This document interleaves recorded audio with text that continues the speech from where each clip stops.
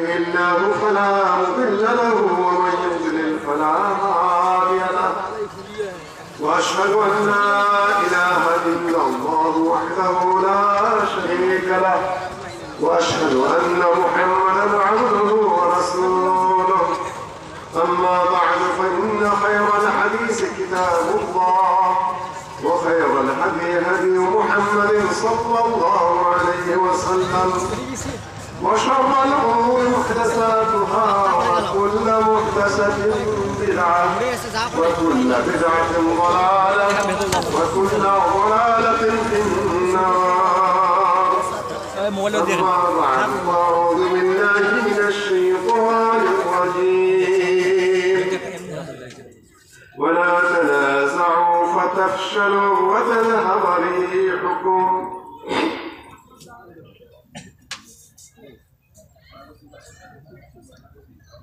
শোলমারি ঘুরিয়ার মোড় আল হিকমা সুবহান পাঠাগারের উদ্যোগে 2 দিন ব্যাপী ইসলামী মহাসম্মেলন যা অনুষ্ঠিত হচ্ছে 25-26 ডিসেম্বর 2024 রোজ বুধবার ও বৃহস্পতিবার এর সম্মানিত সভাপতি সাহেব, আলোচকবৃন্দ, তাদের মধ্যে যারা প্রথম দিন আলোচনা করেছেন শেখ আব্দুল আলিম ইবনে কাউসার, শেখ তানজিল, শেখ আহমদুল্লাহ কাউসার, প্রধান অতিথি যিনি ছিলেন এবং আরো অন্যান্য মেহমানবৃন্দ ছিলেন, আজকে যারা আলোচক ছিলেন আব্দুল সবুর বিন শাহজাহান এবং এতক্ষণ পর্যন্ত আমার ছোট ভাই শেখ হাফিজ কাউসার মাহমুদ আলোচনা করলেন, রুবেল আমাকে দাওয়াত করেছে এবং তানজিলও সহযোগিতা করেছে এবং আপনাদের এলাকার একটা রাজনৈতিক নেতা হাকিম হেমায়েত উনিও এসেছেন, ওনাকে কিছু কাজও দিয়েছি, একটু সহযোগিতা করবেন আপনাদের সাথে ইনশাআল্লাহ।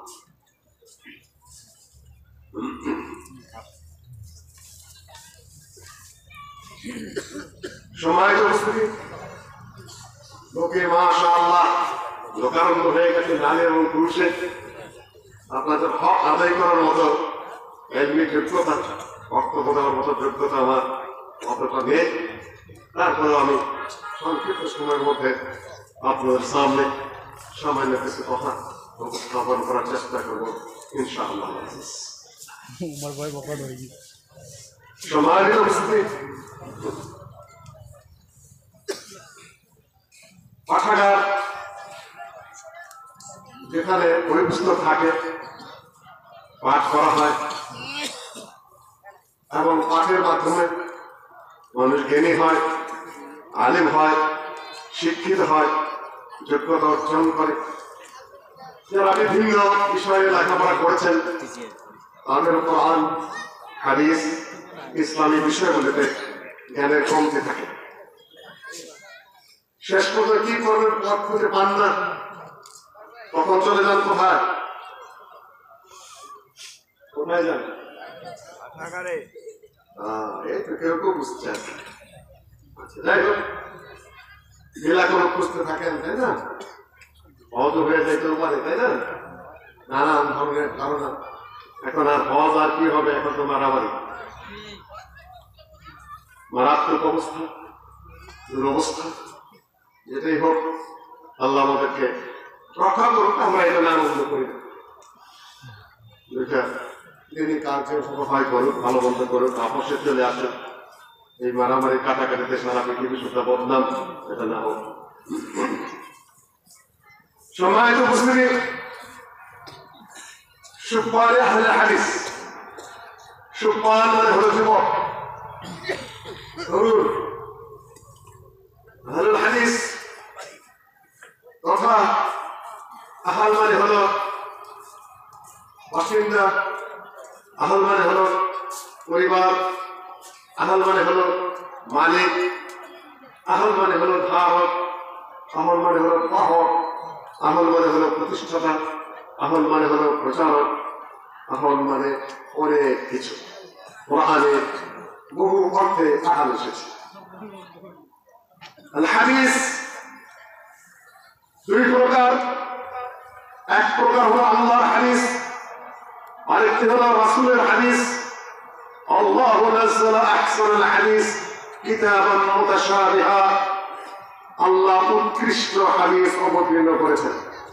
সে হাদিস কোনটা? আল কোরআন। কি? আল্লাহর হাদিস। আল কোরআন আল্লাহর হাদিস।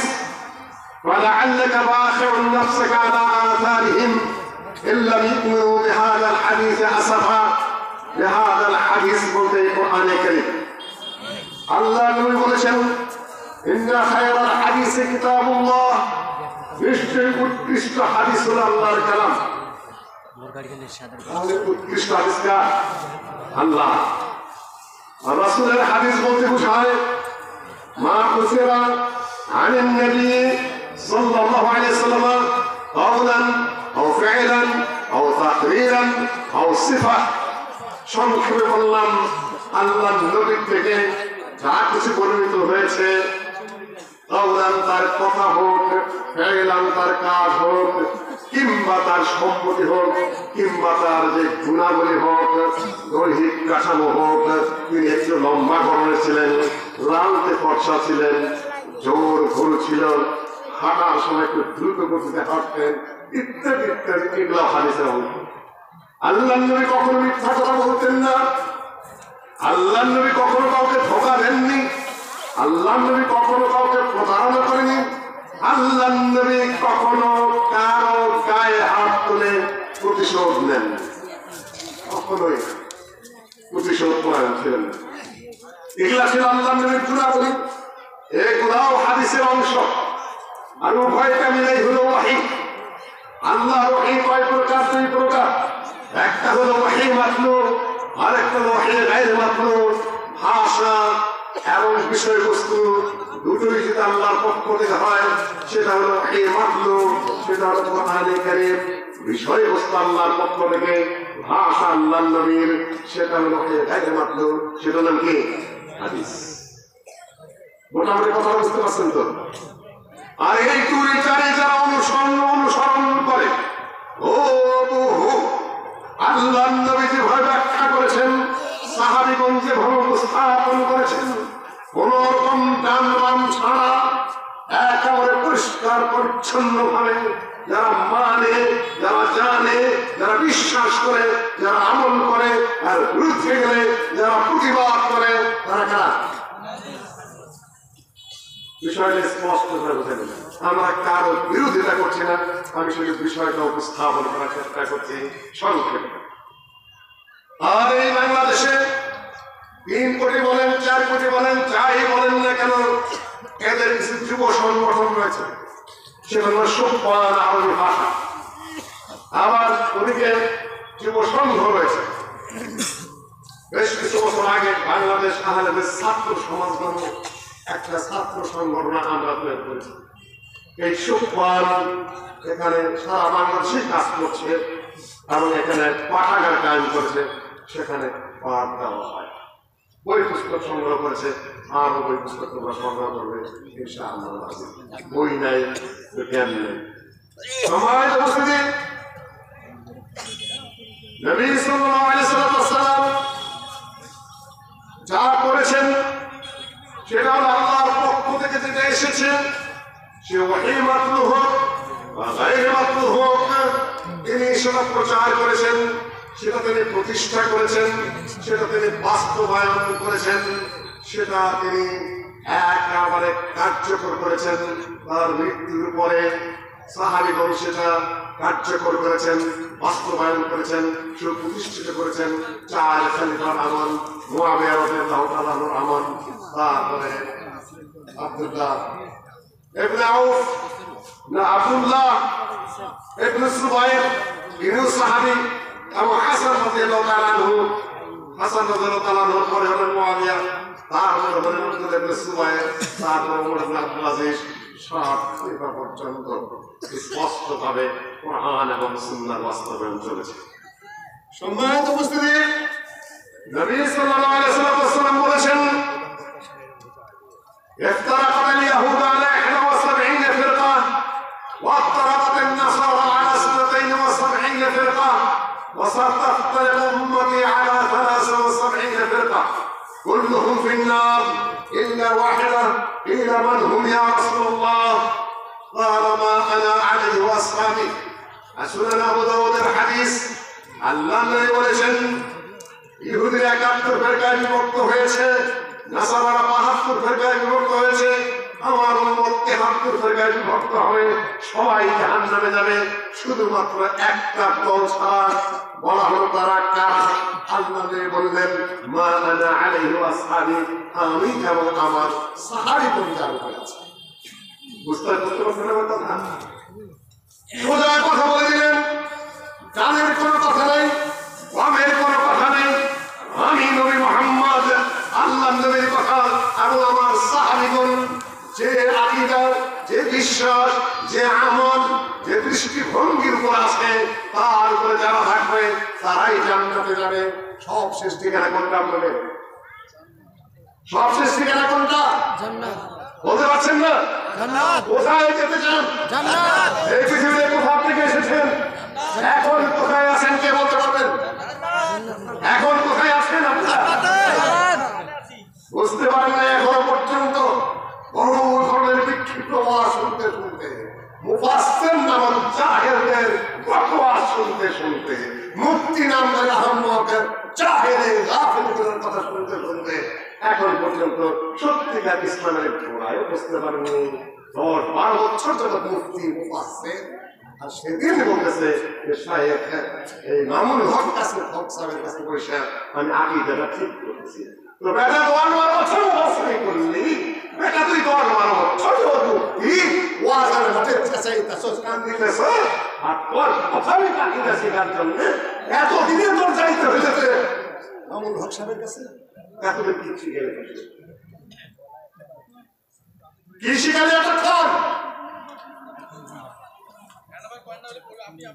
সম্মানিত উপস্থিতি তাদের কিছুই শিখে নেই বলতে গেলে কেন বলে কি নীতি ধারার উপর আমরা আসিনি নবী মুহাম্মদ সাল্লাল্লাহু আলাইহি ওয়াসাল্লাম যা শিখেছে আমরা এখন কোথায় আছি বলবেন জান্নাতের বাগানে আছি এই কিছু বলে যেতেছেন এটা কোন হাদিস আছে হাদিসে যেটা আছে সহিহ বুখারীতে আপনাদের বহু কিছু শিখায়া যাবে আপনারা বলে ঠিকই বলছে কিচ্ছু না বকওয়াস আল্লাহ নবী যেটা বলেছেন ওয়াজ মাহফিলের ব্যাপারে সেটা হলো যে ইন্না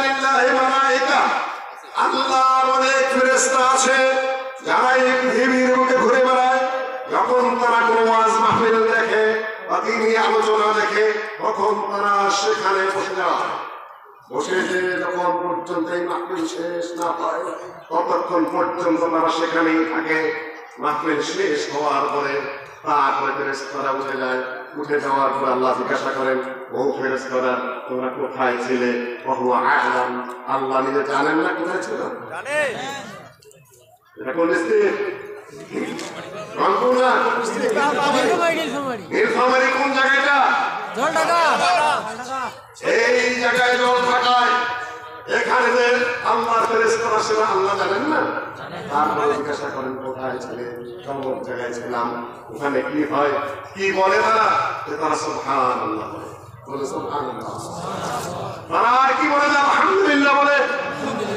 আলহামদুলিল্লাহ আর কি বলে লা ইলাহা ইল্লাল্লাহ বলে লা ইলাহা ইল্লাল্লাহ তারা আর কি বলে তারা বলে আল্লাহু আকবার বলুন আল্লাহু আকবার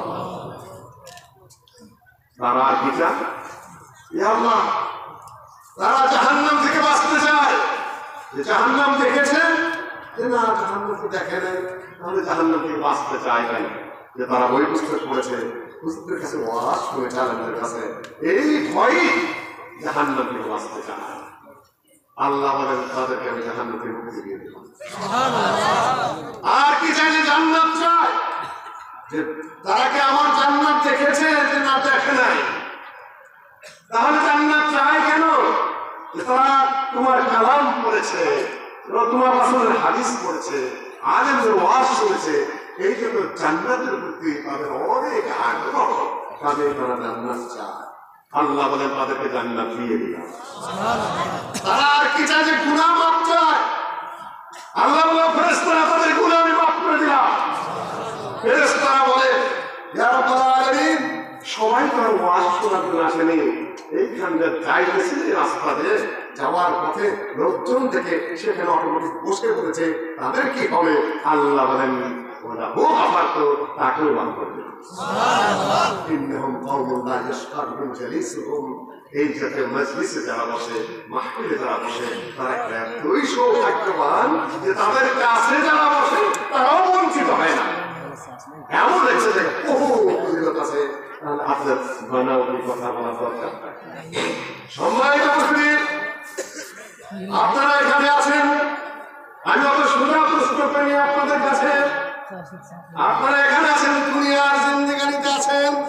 কোথায় আছেন? দুনিয়ার জিন্দেগানি। এর আগে কোথায় ছিলেন? কি বলতে পারবেন? মায়ের পেটে ছিলেন। এর আগে কোথায় ছিলেন? মায়ের পেটের আগে কোথায়? রুহের জগতে ছিলেন। শুনেছো তুমি আরেকবার? এর আগে ছিলেন রুহের জগতে। রুহের জগৎ আলমে আওয়াজ, এটাকে বলা হয় রূহ। রুহের জগৎ থেকে আল্লাহ আপনাকে মায়ের পেটে পাঠালেন। মায়ের পেটের থেকে এখন আপনি দুনিয়াতে আসেন। এখন যদি আপনি মায়ের পেটে ফিরে যেতে চান, পারবেন কিনা? না। আমি তো ঢাকা থেকে এসেছি, আমি যখন আল্লাহ দিয়ে তৌফিক দেয়, রাস্তা দিয়ে ভালো থাকে, আমি ঢাকায় ফেরত যেতে পারবো কিনা? ইনশাআল্লাহ ফেরত যাওয়ার সম্ভাবনা আছে। আসতেছে, মানুষ যাচ্ছে, ফেরত যাওয়ার সম্ভাবনা আছে। আপনি এখন সেখান থেকে মায়ের পেটে ফেরত যেতে পারবেন কিনা? মায়ের পেটে যদি যেতে না পারেন, উল্টে আবার আকাশে যেতে পারবেন কিনা? পারবেন না। আরেকটা পথ ধরতে হবে। সেই পথটা কোনটা? কবরের পথে যেতে হবে। এটা আরেকটা জগৎ। কবরের জগতের পরে আবার কোন জগৎ? আরেকটি স্টেশন আছে, সেটা আবার কোনটা? হাসরের জগৎ, কিয়ামতের জগৎ। তারপরে আছে আবার দুইটা। সেই দুইটা কি? একটা জান্নাত, একটা জাহান্নাম। এখন কোন জায়গায় আছেন? দুনিয়ার জগতে আছেন, আগের জগতে ফিরে যেতে পারবেন না। সামনে যেতেই হবে, যাওয়া ছাড়া কোনো পথ নেই। সেখান থেকে যাবেন, জায়গা মতো উঠবেন কবর থেকে। তারপরে আপনার কিয়ামত, হাসর হবে, নসর হবে, হিসাব হবে। সিরাত পার দিয়ে হয় জান্নাত চলে যাবেন, না হলে জাহান্নামে পড়ে যাবেন। এইগুলো শেষ কথা। কিয়ামতের দিন দল কয়টা, পার্টি কয়টা? দুইটা। আল্লাহ বলেন ফারিকুন ফিল জান্নাতি ওয়া ফারিকুন ফিস সাঈর। যত দল মতে পৃথিবীতে করো, যতই পার্টি হও না কেন, যতই ওয়াদা অঙ্গীকার করো না কেন, শেষ ঠিকানা কিয়ামতের মাঠে। তোমার পার্টি হলো মাত্র দুইটা। একটি হলো জান্নাতি পার্টি, আর একটা হলো কি জাহান্নামী পার্টি। আপনারা কোন পার্টি করেন? জান্নাতি পার্টি না জাহান্নামী পার্টি? জান্নাতি না জাহান্নামী পার্টি? এখনই আপনাকে ক্লিয়ার করতে হবে। আমি বলছি না পৃথিবীর বুকে যারা পার্টি করে তারা জাহান্নামী, আবার এই অর্থ করেন না আপনারা। পৃথিবীর খেলা এগুলা।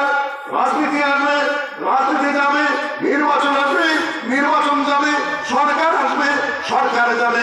যারা ভালো করবে দুনিয়ায় মানুষের দোয়া পাবে, যারা খারাপ করবে দুনিয়াতেও মানুষের বদদোয়া পাবে, আখিরাতেও তারা দুর্ভোগের মধ্যে পড়বে। জাহান্নাম শব্দ আমি উচ্চারণ করতে চাই না, কেননা জাহান্নাম যাওয়া না যাওয়ার মালিক হলেন আল্লাহ। আল্লাহ যদি কাউকে ক্ষমা করে জান্নাতে দিয়ে দেন, তাহলে আমি আটকাবো কি দিয়া? আল্লাহ গফুর রাহিম, ক্ষমা করে জান্নাত। এই জন্য অমুকে জান্নাতি, অমুকে জাহান্নামী এমন কথা বলা শরীয়তে কিনা? কোরআনের অনুবাদ করতে পারি, ফতোয়া দিতে পারি না। তুমি জান্নাতি আর তুমি কি জাহান্নামী? এই ধরনের কথা সবাই যাবে না, শরীয়তে নিষেধ আছে। সম্মানিত উপস্থিতি, আপনি এই দুনিয়াতে যদি খারাপ কাজ করেন, সহিহ মুসলিমের হাদিস, খিয়ারু আইম্মাতিকুম, তোমাদের মধ্যে সেই নেতারা ভালো। খিয়ারু আইম্মাতিকুম, খিয়ারু আইম্মাতিকুম, তোমাদের লিডারদের মধ্যে, তোমাদের নেতাদের মধ্যে ওই নেতারা ভালো যাদের জন্য তোমরা দোয়া করো। তুসাল্লুনা আলাইহিম, তোমরা তাদের জন্য দোয়া করো, তারাও তোমাদের জন্য দোয়া করে, তারা তোমাদের কল্যাণ কামনা করে, তোমরাও তাদের কল্যাণ কামনা করো। তোমরা তাদের জন্য সহযোগিতা কামনা করো, তারাও তোমাদেরকে সহযোগিতা করে। আর তারাই হলো খারাপ, তোমাদের লিডারদের মধ্যে তারাই হলো খারাপ, যাদের জন্য তোমরা কি করো, যাদেরকে তোমরা ঘৃণা করো, যাদেরকে তোমরা খারাপ জানো, যাদের জন্য তোমরা যাদের জন্য তোমরা লানত করো, অভিসম্পাদ করো, তারাই হলো তোমাদের জন্য খারাপ নেতা। নেতার কথা আসলে নেই হাদিসে, সহিহ মুসলিমের পরিষ্কার। নেতারা এমন কাজ করবেন না যাতে মানুষ আপনাদেরকে লানত করে, মানুষ আপনাদেরকে অভিশাপ করে, মানুষ আপনাদেরকে ঘৃণা করে। সহিহ মুসলিমের স্পষ্ট হাদিস। আমি যেটা বলতে চাচ্ছি, পৃথিবীর বুকে ক্লান্তি আক্রমণ করবে, কেউ পৃথিবীর স্থায়ী নয়। তাবারাকাল্লাযী বিয়াদিহিল মুলক ওয়া হুয়া আলা কুল্লি শাইইন কাদির আল্লাযী খালাকাল মাউতা ওয়াল হায়াতা লিয়াবলুয়াকুম আইয়ুকুম আহসানু আমালা ওয়া হুয়াল আজিজুল গফুর। তাবারাকাল্লাযী বিয়াদিহিল মুলক, সকলের রাজত্ব চলে যায়, সকলের সিংহাসন চলে যায়, সকলের ক্ষমতা চলে যায় এবং যাবে, একজনের ক্ষমতা যায় না। তিনি কে? আল্লাহ। তাবারাকাল্লাযী বিয়াদিহিল মুলক, যাসমি মহাবরকতময়, যার হাতে হলো রাজত্ব, যার রাজত্ব কোনদিন যায় না, তিনি রাজত্ব দেন। কুলিল্লাহুম্মা মালিকাল মুলকি তুতিল মুলকা মান তাশা ওয়া তানজিলুল মুলকা মিম্মান তাশা ওয়া তুইজ্জু মান তাশা ওয়া তুযিল্লু মান তাশা বিয়াদিকাল খায়র ইন্নাকা আলা কুল্লি শাইইন কাদির। সকল কিছুর উপর ক্ষমতাবান কে? আল্লাহ। আল্লাহ। কেউ কিছু মনে করবেন না, রাগ করবেন না, যে যে পার্টি করেন না কেন, যে যে দল করেন না কেন, কোনো অসরা মানে করতে না। এর আগে দেখলাম সাদ্দামকে, তারপর দেখলাম লিবিয়ার গাদ্দাফিকে, 40 বছর 42 বছর করে এক একজন।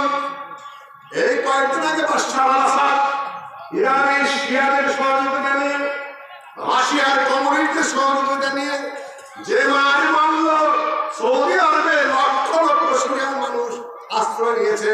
সৌদি আরবকে সাহায্য দিয়ে, কাজকর্ম দিয়ে, তাদেরকে টাকা পয়সা দিয়ে সহযোগিতা করতেছিল।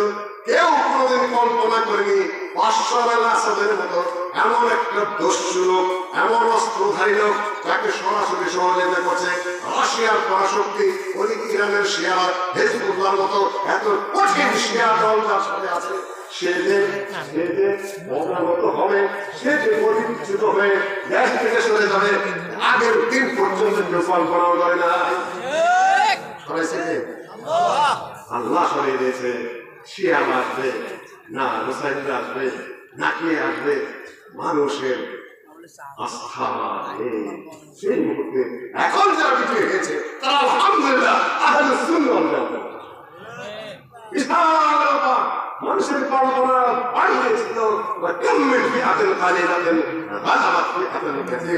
কত ছোট ছোট দল, কত ছোট ছোট পার্টি, কত ছোট ছোট এই কত বিশাল বিশাল বাহিনীকে পরাজিত করেছে এই পৃথিবীর মধ্যে। বদরের যুদ্ধ শুরু হতে চলেছে, বদরের যুদ্ধ শুরু হতে চলেছে। আবু জেহেল আল্লাহকে বিশ্বাস করতো কিনা কে বলতে পারবেন? আবু জেহেল আল্লাহকে বিশ্বাস করতো কিনা? কিভাবে বিশ্বাস করতো কে বলতে পারবেন? প্রশ্ন বেশি করে সময় নষ্ট করতে চাই না। আল্লাহ যে রব, এটা আবু জেহেল মানতো কিনা? রব এটা মানতো। আল্লাহ সৃষ্টিকর্তা, আল্লাহ জীবনদাতা, আল্লাহ মৃত্যুদাতা, আল্লাহ রিজিক দাতা, সব কিছু আবু জেহেল বিশ্বাস করতো। একেবারে কোনো একটা হবে, খালি একজন করবেন, সবার উত্তর বিষয়টা আবু জেহেল আল্লাহর উপর বিশ্বাস করতো, তার রূবিয়তে বিশ্বাস করতো। তিনি সৃষ্টিকর্তা, তিনি রিজিক দাতা, তিনি খাদ্যদাতা, তিনি জীবনদাতা, তিনি মৃত্যুদাতা, এবং ওরাই নিজেদেরকে সবচেয়ে ভালো মুসলিম। কাবার ঘরের চতুর্দিকটা পথ করে, কাবার ঘরের দরজা ধরে আল্লাহর কাছে কাঁদলে, হে আল্লাহ, আমরা কাবার ঘরের খেদমত করি, কাবার এলাকায় আমরা শাসন করি, হাজিদের আমরা খেদমত করি। হে আল্লাহ, এই মুহাম্মদ সমাজ ভেঙে দিয়েছে, এই মুহাম্মদ ফিতনা বলি, শিরক এবং বিদআতের বিরুদ্ধে কথা বলি, তখন কি বলে? ঠিক একই কথা আবু জাহেল মোহাম্মদ ফিতনা ছড়ায়, মোহাম্মদ মূর্তিগুলোর বিরোধিতা করে। মোহাম্মদ এই যে হাজিদের পানি পান করানো বাদ দিয়া সুন্দর সুন্দর কথা, মুসলমানদের যখন ঐক্যের প্রয়োজন তখন আপনার কিসের তৌহিদের কথা বলেন? একই কথা আবু জাহেল। আমরা একটা গ্রুপ ধরে আসছিলাম, মোহাম্মদ এখানে ঝামেলা পাকাইল। মোহাম্মদ আবার কোন কথা বলে? মূর্তিগুলাকে সেখানে গ্রাস করে, তার বিরোধিতা করে। হে আল্লাহ, আমার ঘরের খেদমত বাদ দিয়ে, হে আল্লাহ হাজিদের খেদমত বাদ দিয়ে এই মোহাম্মদ বিশৃঙ্খলা সৃষ্টি করে দিয়ে মদিনায় ভেগেছে। সেই মোহাম্মদকে শাসন করার জন্য আমরা বেরোচ্ছি। 1000 অশ্বারোহী সুন্দর উট রয়েছে, ঘোড়া রয়েছে, গাধা রয়েছে, তরবারি রয়েছে, তীর রয়েছে, প্রশিক্ষিত বাহিনী বদরের ময়দানে দেখান। কে? নিজের জন্য না আল্লাহর জন্য? আল্লাহর জন্যই। নিজে ঝামেলা আছে এখানে। সে আল্লাহর নাম নিয়ে ভেঙেছে। আল্লাহর নাম নিয়ে আল্লাহর কথা হয় না। কোরআন এবং সুন্নাহর মাপকাঠিতে হতে হবে। সত্য কথা আল্লাহর মূর্তিকে গালি দিয়েছে, সত্য কথা আল্লাহর নবীর কারণে, মুহাম্মদের কারণে কাফেরদের সমাজে ভাঙন ধরেছে। সত্য কথা আল্লাহর নবীর কাবার ঘর ছেড়ে মদিনায় চলে গেছেন। সত্য কথা হাজিদের পানি আল্লাহর নবী পান করে পান্না চলে গেছে। আর এগুলো সব আবু জাহেল করে। কে উত্তম? আবু জাহেল না আল্লাহর নবী? আল্লাহর নবী। কোন যুক্তি? একটু ভালো করে শুনে সামনে কথা বলবেন না, বিষয়গুলো বুঝে নিতে হবে। আমার কথা শুনে শুনে সময় নষ্ট করার দরকার নেই। যে কটা কথাই বলবো মৃত্যু পর্যন্ত মাথার মধ্যে রেখে দেবেন। নবী মুহাম্মদ সাল্লাল্লাহু আলাইহি ওয়াসাল্লাম বদরের ময়দানে এসে আবার কান্নাকাটি করছেন। মাত্র 313, তার মধ্যে ঘোড়া নাই বললেই চলে। একটা উট, কিছু গাধা, সামান্য তরবারি আর কয়েকটা মাত্র তীর, আর কয়েকজন মুসলিম দরিদ্র খ্রিস্ট ওনাদের ভাই কয়েকজন সামান্য। আল্লাহ নবী বদরের ময়দানে দোয়া করতে থাকলেন, আল্লাহুম্মা ইনতাহলিক হাযিহি ইসাবা লা তুহমাদ। হে আল্লাহ, এই বিশাল বাহিনীর মোকাবেলায় আমার এই সামান্য বাহিনী যদি পরাজয় বরণ করে, তোমার ইবাদত করার আর কেউ থাকবে না। চাচার হয়ে কান্নাকাটি করছেন, সাজদায় পড়ে রয়েছেন আবু বকর রাদিয়াল্লাহু তাআলা আনহু। আল্লাহ নবীকে বললেন, ইয়া রাসূলুল্লাহ, মাথা তুলেন, ইনশাআল্লাহ আল্লাহ দোয়া কবুল করেছে। দেখা যাক কি হয়। আল্লাহ নবী মাথা তুললেন। আল্লাহর পক্ষ থেকে আয়াত নাযিল হলো, ইস্তাসতাগীথুনা রাব্বাকুম ফাস্তাজাবা লাকুম আন্নী মুমিদ্দুকুম বিআলফিন মিনাল মালাইকাতি মুরদিফিন। ইস্তাসতাগীথুনা রাব্বাকুম, যখন তোমরা দোয়া করছিলে কার কাছে? তোমাদের রবের কাছে। ইস্তেগাসা মানে কি? আশ্রয় প্রার্থনা করা, বিপদে মুক্তি চাওয়া, আল্লাহ তুমি উদ্ধার করো, আল্লাহ তুমি রক্ষা করো। গাউসকে ইস্তেগাসা কার কাছে? এসে গাউসকে বলেন। আবার গাউসুল আযম, সবচেয়ে বড় গাউসকে না আব্দুল কাদের জিলানী? ইমামে আযমকে নবী মুহাম্মদ তার যুদ্ধ আছে সম্মানের আশা উত্তোলন করে নিয়ে দোয়া করা, বিপদ মুক্তি কামনা করা, আশ্রয় প্রার্থনা করা, সব ইবাদত এটা আল্লাহ ছাড়া কারো জন্য করা যায় কিনা? যদি সামান্য করেন সেটা নিয়ে আপনাকে আবার তওবা করে মুসলিম হতে হবে। কঠিন করে মনে রাখবেন, বাস্তবতা। আল্লাহ সেখানে কাকে ডেকেছেন বলেন? এখন আপনারা কাকে ডাকবেন? এখন তো ডাকবেন কাকে? বাবা খাজাকে ডাকবেন নাকি? আল্লাহ ধন মোহাম্মদের দিয়া এসে আল্লাহ গায়ে ভরিয়া মোহাম্মদের ধন খাজায় লইয়া বসে আছে আজমিরে, কেউ ফিরে না খালি হাতে বাবার তোর দরবারে। কেউ যাবে শাহজালালের দরবারে, যায় না বাজবি ছেড়ে যদি ধর্মা মায়ের হাত সুরমা নদীর পাড়ি দিলা না উড়াইলা পাল বাবা শাহজালাল, আমি হই তোমার এই গঙ্গা নাকি? গাউস আলম ইসি আজম বাবা কর্মনেওয়ালা সামনে নির্বাচন আসতেছে বড় বড় ইনশাআল্লাহ যদি আসে বড় বড় দলগুলা কোথা থেকে শুরু করবে শাহজালালের কোথা থেকে শুরু করবে কোন হুজুরে শিখাইয়া দিচ্ছে সব দল জিতবে না একদল জিতবে যিনি জিতবে তার উপর বাবা শাহজালাল অত্যন্ত সন্তুষ্ট আর যিনি হেরে যাবেন তার উপর বাবা শাহজালাল কি অসন্তুষ্ট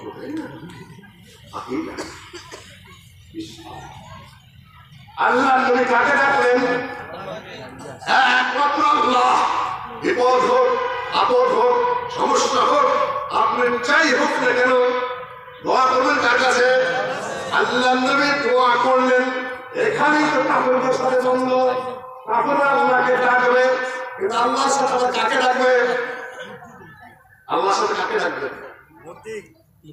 মূর্তিকে মূর্তিগুলোর নাম কি লাতকে ডাকবে মানাতকে ডাকবে ওস্তাদকে ডাকবে ভগবানকে ডাকবে আবার আল্লাহকে ডাকবে এটা নাম কি এটা নাম শিরক শোনা কথা বুঝতেছেন না আল্লাহকেও ডাকবে তার সাথে আবার কাকে লাত মানাত উজ্জা হুবল ইত্যাদিকেও ডাকবে এটা নাম কি মুসলিম কি করবে আল্লাহকে ডাকবে কোন পীর নয় কোন ফকির নয় কোন ঠাকুর নয় কোন কুমির নয় কোন বাজার নয় কোন মাজার নয় কোন কাসেম নয় কোন অমিল্লি নয় কোন নবী নয় কোন মুর্শিদ নয় একমাত্র কাকে ডাকবে যখন তোমরা বিপদ মুক্তি কামনা করতেছে কার কাছে তোমার রবের কাছে অন্য কার কাছে আল্লাহ তখন কি করলেন দোয়া কবুল করে নিলেন আন্নি মুমিতুকুম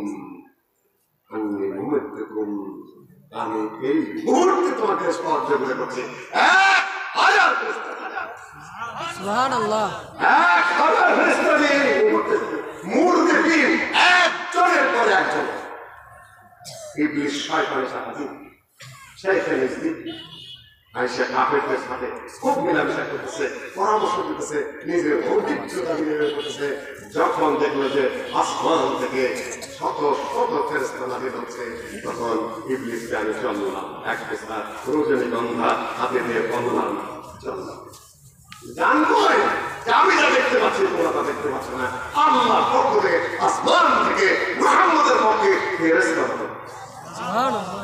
আমি দেখতে পাচ্ছি দ্রুত গতিতে বলা কোনো করে বিপদ এসছে যে দুষ্কৃত বায়ু ছাড়তে ছাড়তে তার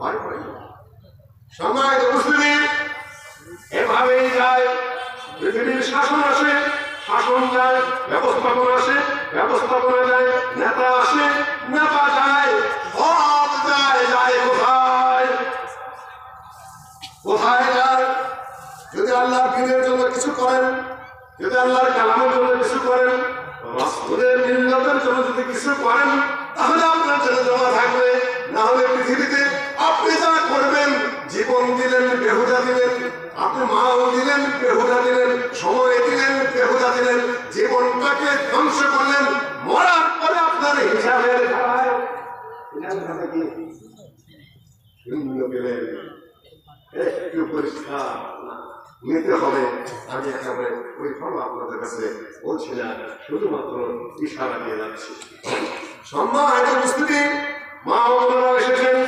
দ্বীনের এই বিধিবিধান একদিনে অত সহজে কায়েম হয় না বদরের যুদ্ধ গেল উহুদের যুদ্ধ আসলো সেখানে আল্লাহর নবীকে লড়াই করতে হয়েছে আব্দুল্লাহ ইবনে উবাই মুনাফিক তিনি সর্বপরিণতিতে দ্বীন কায়েমের পথে অনেক ঝামেলা আছে মুনাফিক শ্রেণী থাকে সাপের থাকে ওরা তার রাস্তা নেয় যাত্রা পথে থেকে কয়েকশো আব্দুল্লাহ ইবনে উবাই যারা যুবক এই যে মিটিং এসেছেন আজকে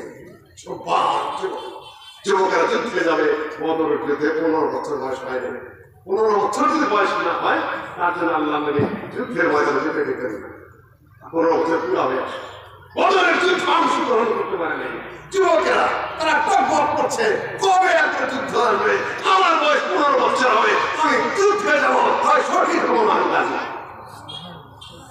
যুবকদের জন্য যখন যুদ্ধের সময় হয়ে গেল যুবকেরা যায় তরুণেরা যায় লাইন ধরে আল্লাহ নবীর সামনে ইয়া রাসূলুল্লাহ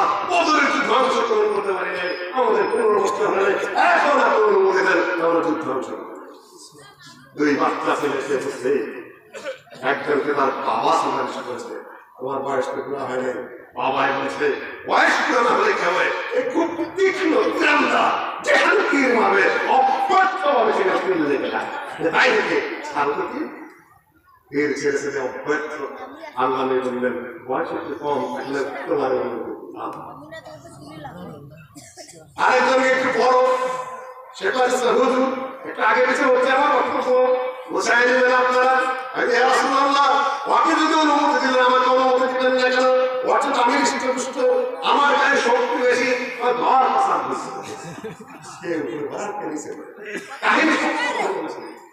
এখন ও বলছে ভাই একটু চান্স পাইয়ে গেছ, আমার আমাকে নিচে পড়েছে, আমি নিচে পড়ে গেলে তুই তো চান্স পাইনি, আমার আল্লাহ বাদ দিয়ে দেবে। আচ্ছা তুই নিচে পড়, তুই চান্স পাইছ, আমিও তুই চান্স পাই। তাই হলো যুবকদের তরুণদের প্রেরণা থাকতে হবে। এই যে বিশাল আন্দোলন হয়ে গেল, নেতৃত্ব কারা দিল? ছাত্ররা দিল, যুবকরা দিল, তার সাথে গার্জেনরা শরীর হলো। কিছু মনে করবেন না, বলতে লজ্জার কথা। আমি জানি না জাহাঙ্গীরনগর বিশ্ববিদ্যালয় আমার বাচ্চাটা একটা অত বড় সম্বন্ধে আমি জানি না। পুলিশ করতেছে গান সুদ্ধা সুদ্ধা পুলিশ উঠে গেল এই গান আমি জানি এখন তো পালাই টাকা টাকা তো সব নাই। সম্মানিত উপস্থিতি,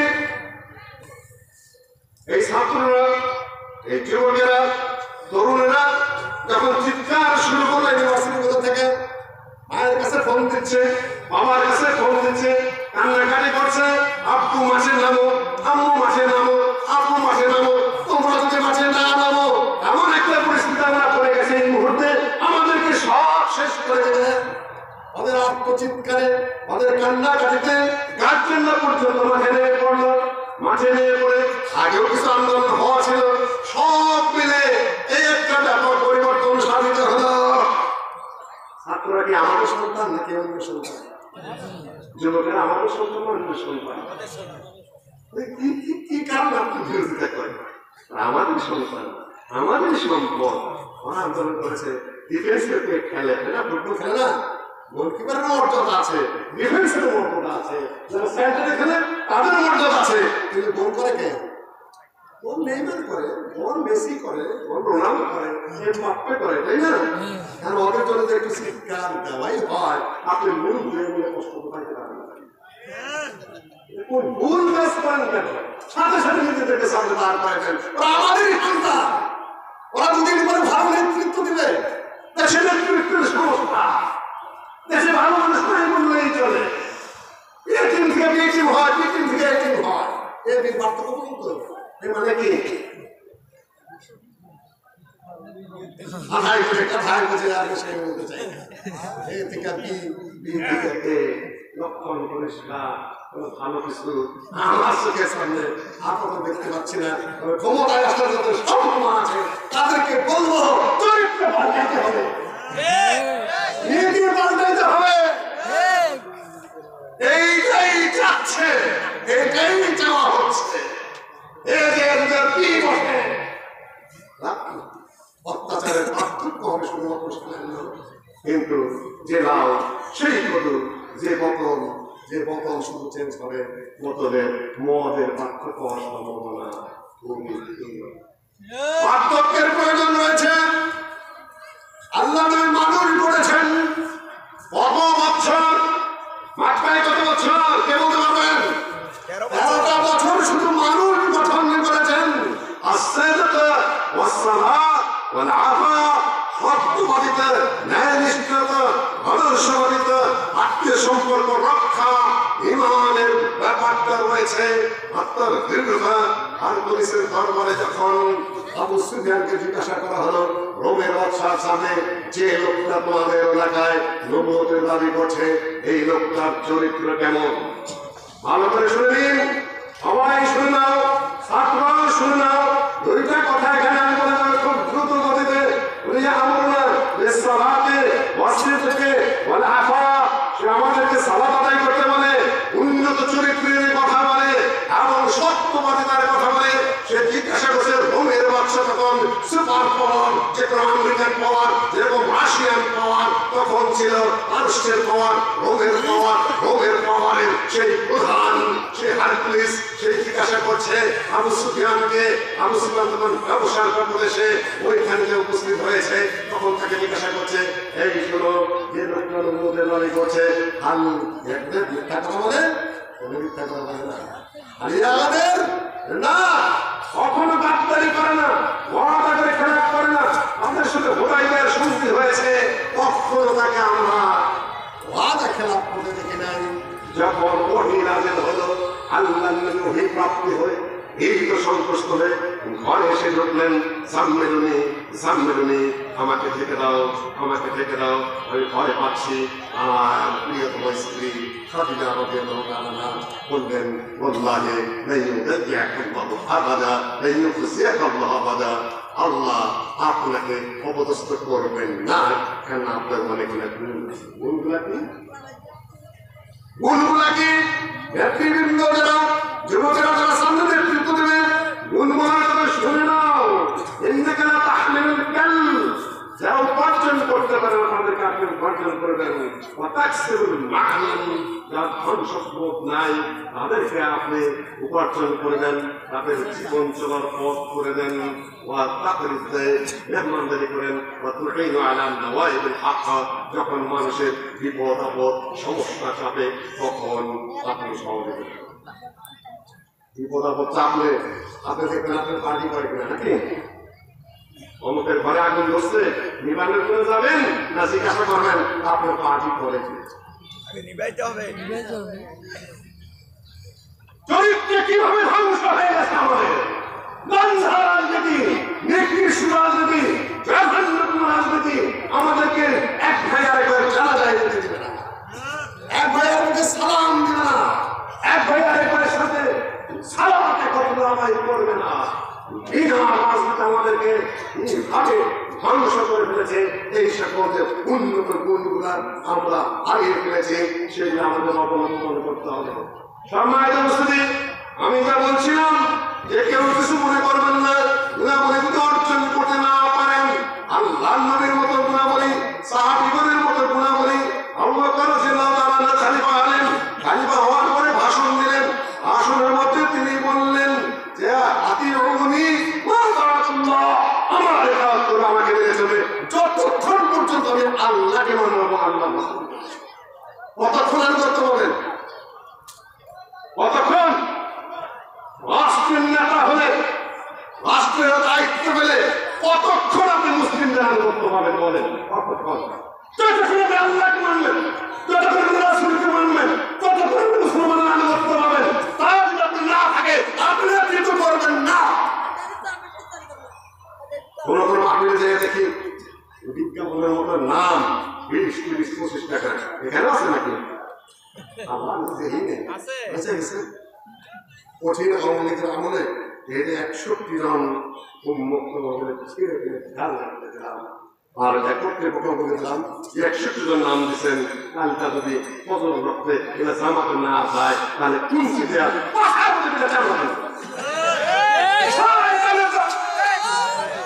নাম দেওয়ার স্বপ্ন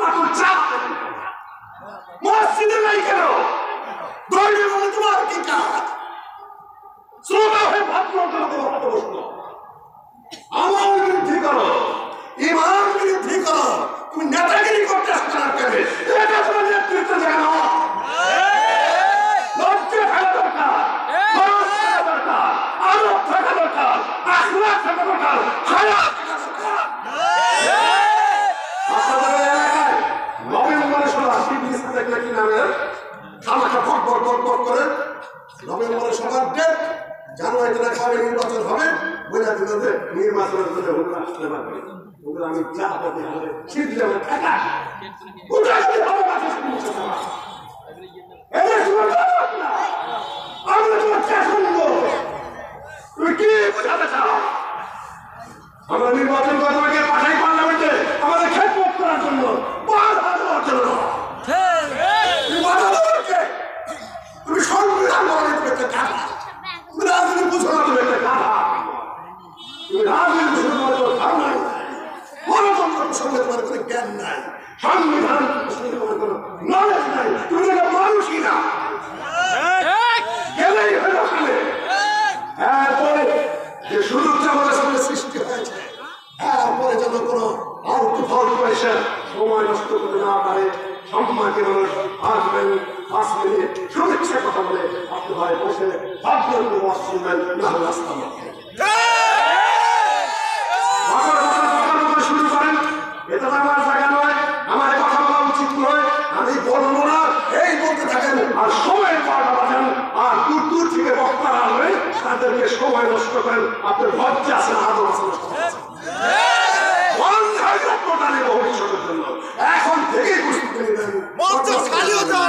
সোজা কথা, শরীয়তের বিষয়, দিনের বিষয়। আপনার অধিকার আছে, আনবেন জননেতা। আপনি যতক্ষণ 5 মিনিট দূর থেকে 5 মিনিট যথেষ্ট, আর বেরোতে 1 ঘন্টা যথেষ্ট। সম্মানিত উপস্থিতি, আমি যা বলছিলাম, আরো আখলাক দুরুস্ত করতে হবে, রীতিনীতি দুরুস্ত করতে হবে, সম্মান বোধ কায়েম করতে হবে, নেতৃত্বের যোগ্যতা অর্জন করতে হবে, সত্যবাদিতায় আপনাকে এগিয়ে যেতে হবে।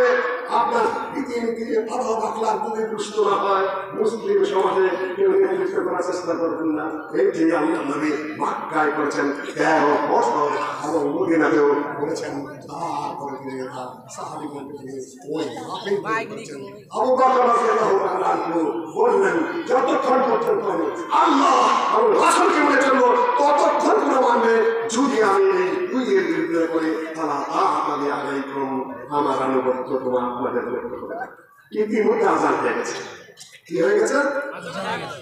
খালি বাকি মুসলিম বিশ্বের একক কর্তৃত্ব তখন কার হাতে?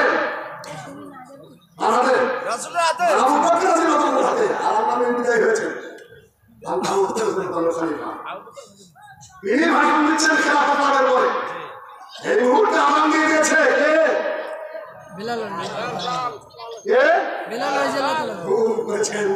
আল্লাহ নবীর ইন্তেকালের পরে বিলাল কখন আযান দেয়, তিনি চলে গেছেন মদিনাতে।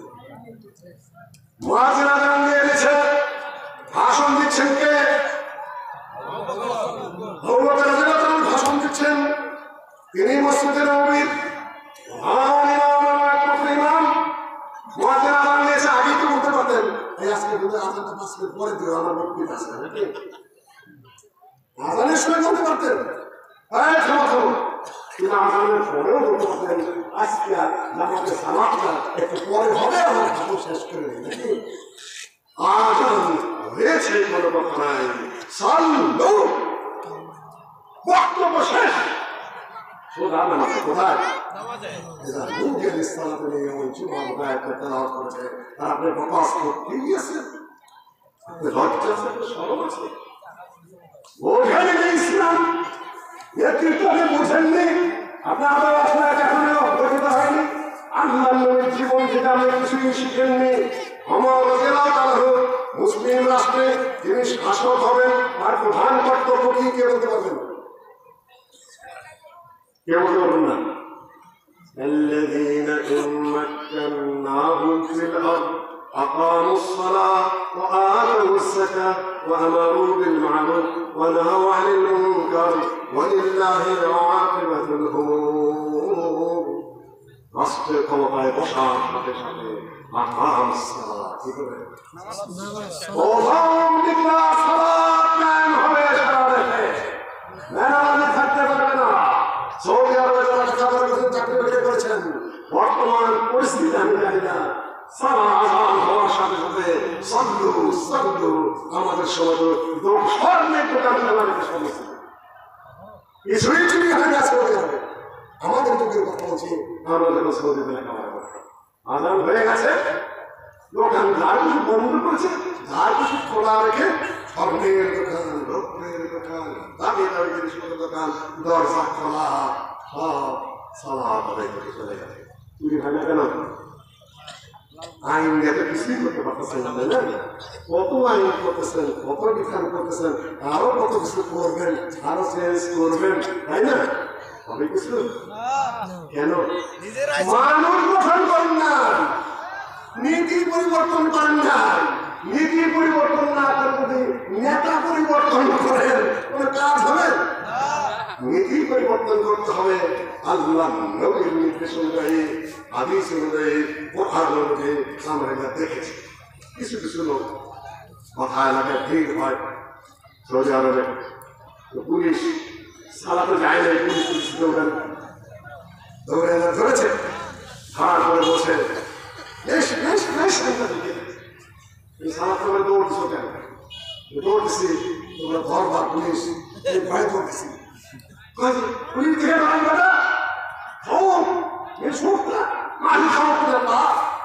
পুলিশ থেকে ধরার বেটা আল্লাহর ভয় নাই, আল্লাহ পুলিশ আল্লাহর তো ভয় আছে, পুলিশের কোনো ভয় নেই,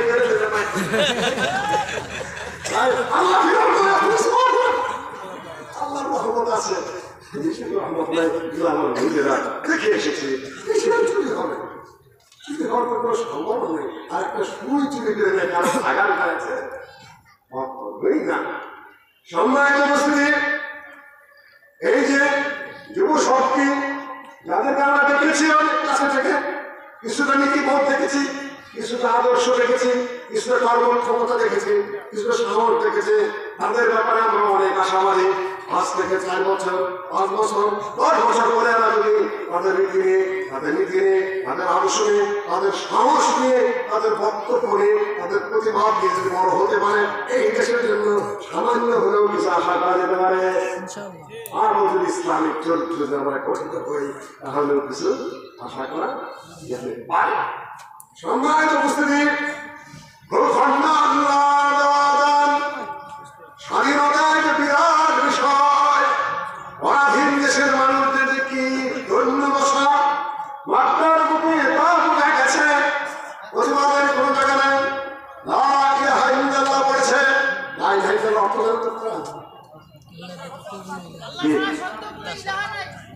বাতিলেরা আছেন, আছে বাতিলেরা কারা? বাতিলেরা আছে, রাম আছে, তাই না? আছে না? আছে জয় রাম। ইস্কন আছে, ইস্কন কি কে বলতে পারবেন? কৃষ্ণ ভাবনা, ইন্টারন্যাশনাল কৃষ্ণ ভাবনা। কৃষ্ণ নামে কিছু ছিল পৃথিবীতে? কৃষ্ণ নামে আদৌ কিছু ছিল? কিছুই নষ্ট করবো। রাম নামে কিছু আছে পৃথিবীতে? আবার বলেন না যে ধর্মে ওই যে উস্কানি দিয়েছে, এটা উস্কানির কথা না।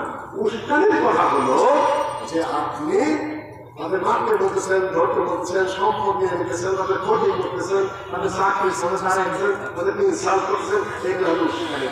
এগুলা না ইতিহাসের কথা। রাম নামের পৃথিবীতে কিছুই কোনোদিন ছিল না। তাদেরই বর্ণনা মতে ত্রেতা যুগে এসেছে রাম। ত্রেতা যুগ আজ থেকে 8 লক্ষ বছর আগের কথা। আর আদম আলাইহিস সালাম আসতে কত বছর আগে? কত বছর? শুরুতে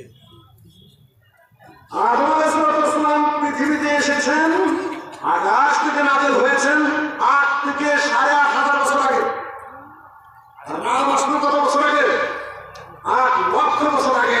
তাহলে এটা কোনো কিছু ছিল না, সম্পূর্ণ পুরা বিষয়।